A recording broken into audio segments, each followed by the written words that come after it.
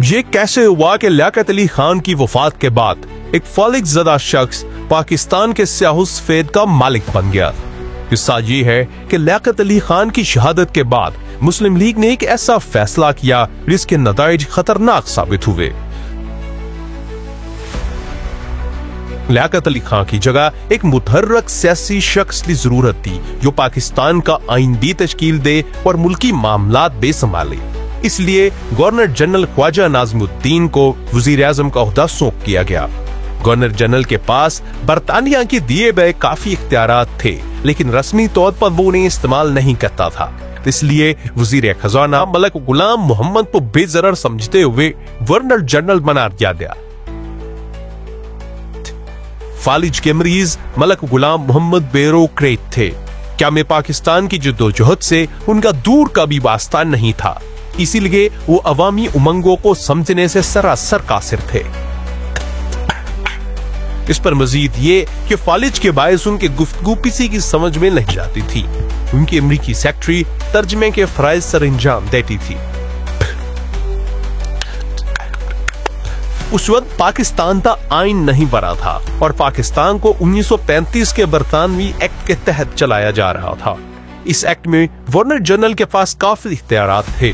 Governor general गुलाम मोहम्मद ने father of the nation बनने के बजाय इस एक्ट से फायदा उठाया और अपने इख्तियारात का खुलकर जायज और नाजायज इस्तेमाल किया। उनके दौर में पाकिस्तान में दो बड़े अहम वाकयात हुए।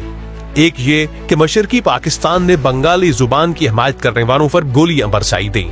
दूसरा ये कि एमपीओ के खिलाफ लाहौर में चलने वाली तहरीक को कुचलने के लिए मार्शाला नाफिज किया गया और ये लाहौर की सतह तक नाफिज होने वाला मार्शाला पाकिस्तान का पहला मार्शाला था।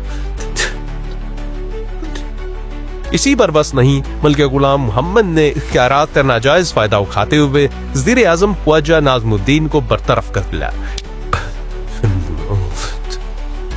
ख्वाजा नाज़िमुद्दीन ने मुल्क बरतानिया से इस फैसले को कलअदम करार देने की अपील की, लेकिन बदकिस्मती देखिए कि बरतानिया जो खुद को कदीम तरीन जमहूरियत कहता है, उसने ये जमहूरी दरख्वास्त मानने से इनकार कर दिया। मलिक गुलाम मोहम्मद ने ख्वाजा नाज़िमुद्दीन की जगह अमेरिका में पाकिस्तानी सफीर मोहम्मद अली बोगरा को वज़ीर आज़म बना दिया। अगले बरस यानी 1954 में गुलाम मोहम्मद ने दस्तूर साज असम्बली को भी बरतरफ कर दिया। हालांकि उस वक्त पाकिस्तान के पहले आइन का मुसव्विदा तकरीबन तैयार हो चुका था। कहा जाता है कि असम्बली तोड़ने की एक वजह यह थी कि नए आइन ने गवर्नर जनरल के इख्तियारात काफी कम करने की तजवीज थी। ये भी कहा जाता है कि इस फैसले में उन्हें army chief general Ayub Khan की भरपूर हमायत हासिल थी।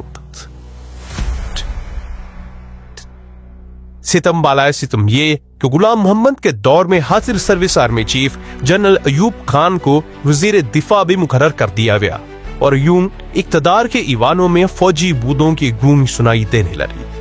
पाकिस्तान की कहानी जारी है।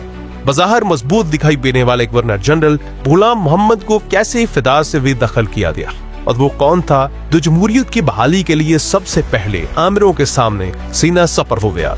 देखने के लिए, रोज कुछ नया जानने के लिए और इस सिलसिले की अगली किस्त के लिए हमारा चैनल सब्सक्राइब कीजिए और बेल बटन को क्लिक कीजिए।